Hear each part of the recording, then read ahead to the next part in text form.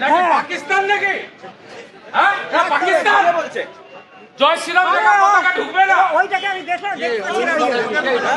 আপনি আটকাবেন কেন? এটা পাকিস্তান। মোটর সাইকেলে জয় শ্রীরাম পতাকা আছে, ঢুকতে দেবে না। ওইদিকে ঢুকে গেছে এক্ষুনি। ইসলামিক কান্ট্রি কি?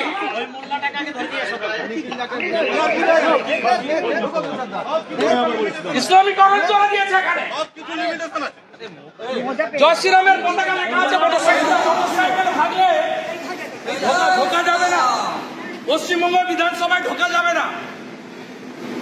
এটা মুসলিম লীগের সরকার চলছে, পালিয়ে গেছে শুটে। সাইজ করে দেবো, হিন্দুর বাচ্চা আমরা সাইজ করে দেবো। জয় শ্রীরাম, জয় জয় শ্রীরাম, জয় জয় জয় শ্রীরাম।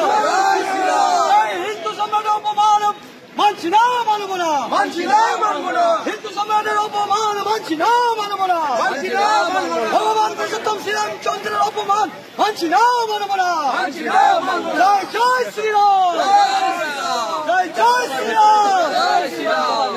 করুন না, মমতা করুন বিমান ব্যানার্জিকে।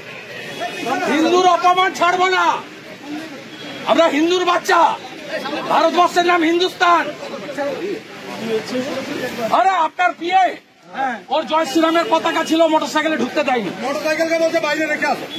কে বলছে? কে? ওর নামটা পেয়ে গেছি, বলছি না। তাড়া করে গেছি, পালিয়ে গেছে, পুরো হাইকোর্টে পালিয়ে গেছে, ঢুকে গেছে।